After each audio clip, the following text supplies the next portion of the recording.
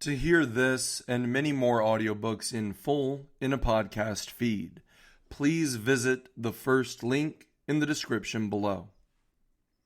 Thank you for your support. Selected Works of Mao Zedong, Audiobook, Part 10. Be concerned with the well-being of the masses. Pay attention to methods of work. January 27th, 1934. This was part of the concluding speech made by Comrade Mao Zedong at the Second National Congress of Workers and Peasants Representatives held in Zhuichen, Jiangsu Province in January 1934. There are two questions which comrades have failed to stress during the discussion and which I feel should be dealt with.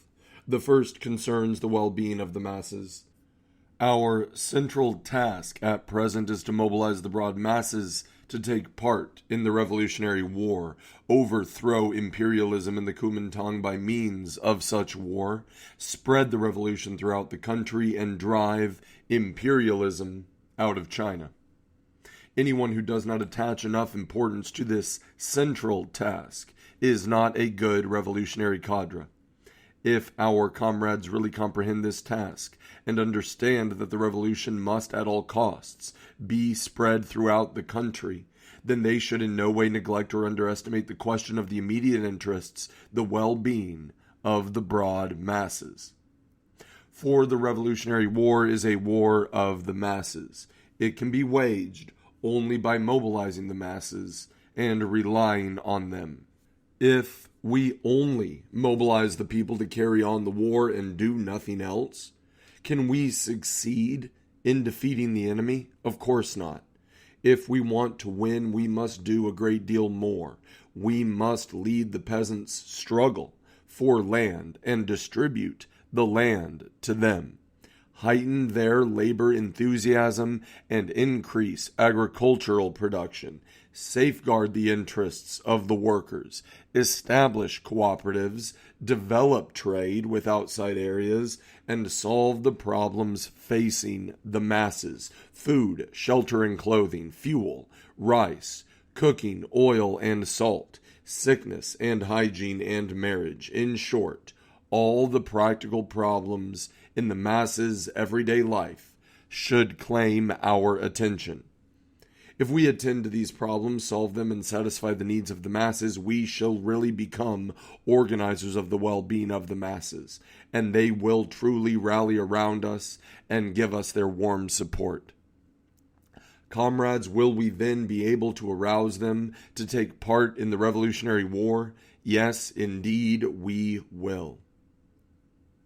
Here is the kind of thing we have found among some of our cadres. They only talk about expanding the Red Army, enlarging the transport corps, collecting the land tax and selling bonds. As for other matters, they neither discuss nor attend to them, and even ignore them altogether. For instance, there was a time when the Qingchao municipal government concerned itself only with the expansion of the Red Army and with mobilization for the transport corps, and paid not the slightest attention to the well-being of the masses. The problems facing the people of Qingchao City were that they had no firewood, no salt was on sale because the capitalists were hoarding it, some people had no houses to live in, and the rice was both scarce and dear.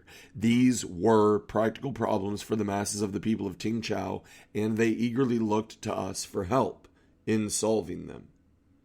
But the Qingchao municipal government did not discuss any of these matters.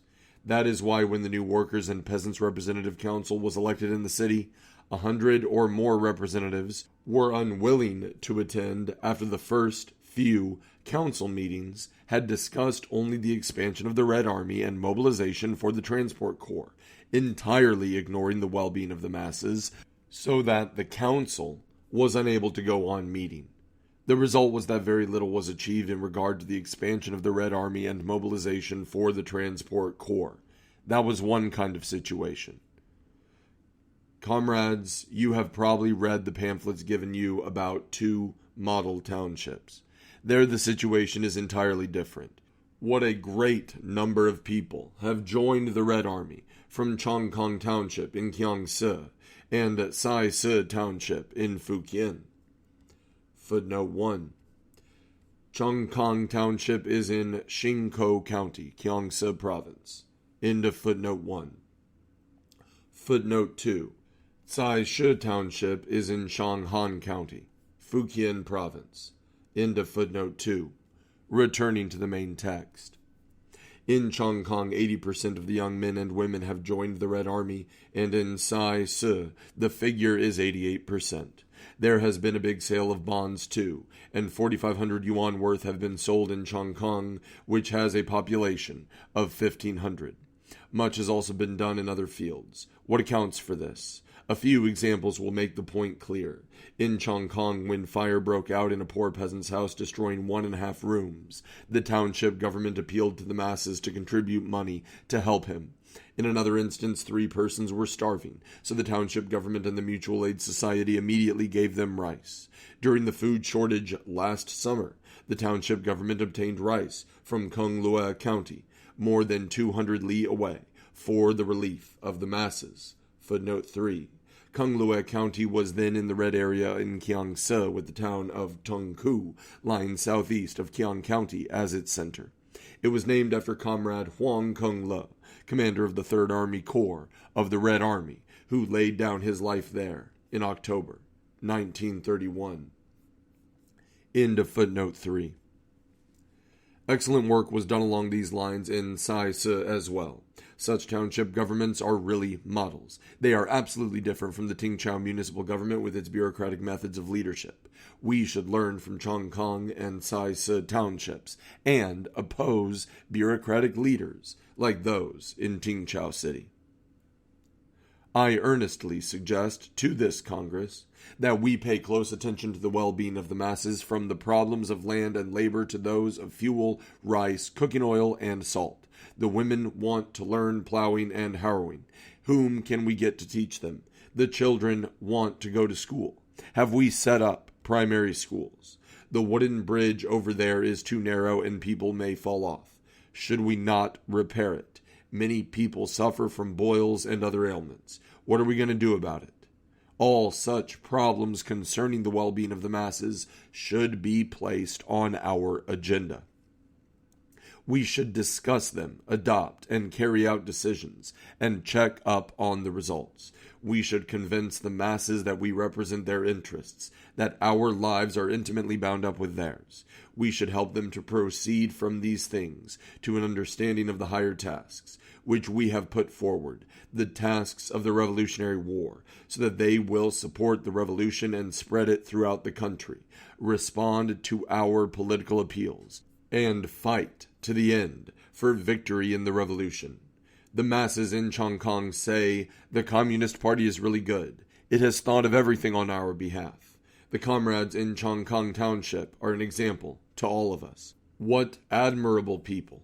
They have won the genuine affection of the broad masses who support their call for war mobilization. Do we want to win the support of the masses? Do we want them to devote their strength to the front? If so, we must be with them, arouse their enthusiasm and initiative, be concerned with their well-being, work earnestly and sincerely in their interests, and solve all their problems of production and everyday life, the problems of salt, rice, housing, clothing, childbirth, etc. If we do so, the masses will surely support us and regard the revolution as their most glorious banner, as their very life. In the event of a Kuomintang attack on the red areas, they will fight the Kuomintang to the death. There can be no doubt about this, for is it not a plain fact that we have smashed the enemy's 1st, 2nd, 3rd, and 4th encirclement and suppression campaigns? The Kuomintang is now pursuing a policy of blockhouse warfare, feverishly constructing their tortoise shells as though they were iron bastions. Footnote 4. The building of blockhouses round the red areas was decided upon by Chiang Kai-shek at his military conference held at Lushan, Kiangsi Province in July 1933 as a new military tactic for his 5th encirclement and suppression campaign. By the end of January 1934, an estimated total of 2,900 blockhouses had been built in Gyeonggi province. The Japanese aggressors later adopted the same tactic against the 8th Route and the new 4th Armies. Experience fully proved that the counter-revolutionary tactic of using blockhouses could be completely foiled and defeated by adhering to Comrade Mao Zedong's strategy of People's War. End of footnote 4. Comrades, are they really iron bastions? Not in the least. Think of the palaces of the feudal emperors. Over thousands of years, were they not powerful with their walls and moats? Yet they crumbled one after another the moment the masses arose. The Tsar of Russia was one of the world's most ferocious rulers, yet when the proletariat and the peasantry rose in revolution, was there anything left of him? No, nothing. His bastions of iron, they all crumbled. Comrades, what is a true bastion of iron? It is the masses, the millions upon millions of people who genuinely and sincerely support the revolution. That is the real iron bastion, which no force can smash, no force whatsoever.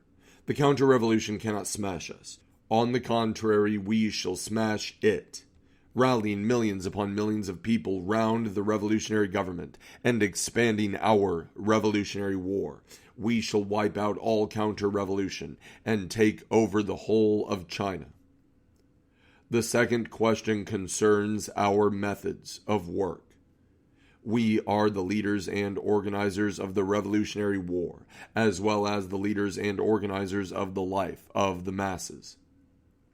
To organize the revolutionary war and to improve the life of the masses are our two major tasks.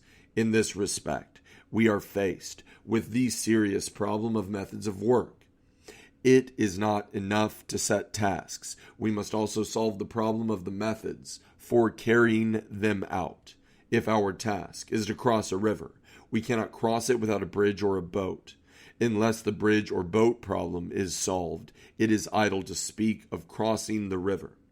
Unless the problem of method is solved, talk about the task is useless. Unless we pay attention to giving leadership to the work of expanding the Red Army and devote particular care to our methods, we will never succeed, even though we recite the phrase, expand the Red Army, 1,000 times.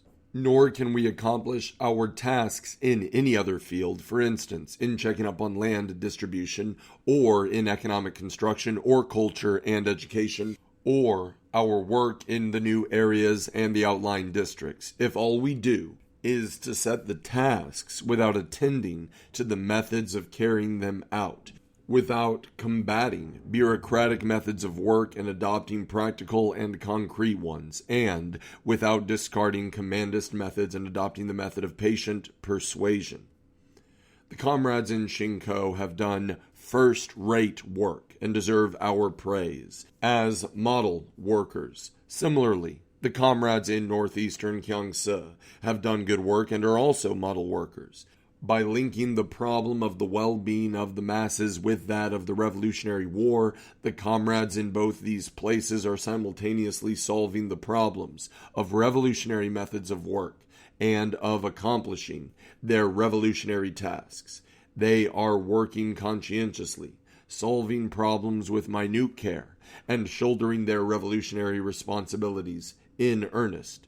They are good organizers and leaders, both of revolutionary war and of the well-being of the masses. Elsewhere, too, the comrades have made progress in their work and deserve our praise, as in some parts of the counties of Shanghang, Chongqing, and Yongting in Fujian province, in Sichuan and other places in southern Gyeonggi province, in some parts of the counties of Chaoling, Yangshan, and Qian in the Hunan-Gyeonggi border area, in some parts of Yangshan County in the Hunan-Hubei-Gyeonggi border area, in districts and townships of many other counties in Gyeonggi province, and in the county of Joichin, which is directly under our central government. In all the places under our leadership, there are undoubtedly Many active cadres, excellent comrades who have sprung from the masses. These comrades have a responsibility to help in places where our work is weak and to help the comrades who are not yet able to work well. We are in the midst of a great revolutionary war. We must break through the enemy's large-scale encirclement and suppression and spread the revolution to all parts of the country. All revolutionary cadres have a tremendous responsibility. After this Congress, we must adopt effective measures to improve our work. The advanced areas should become even more advanced, and the backward areas should catch up with the advanced. We must create thousands of townships like Chongkang and scores of counties like Xingkou. They will be our strongholds. From these strongholds we shall go forth to smash the enemy's encirclement and suppression campaigns and overthrow the rule of imperialism and the Kuomintang throughout the country. End of Be Concerned with the Well-Being of the Masses.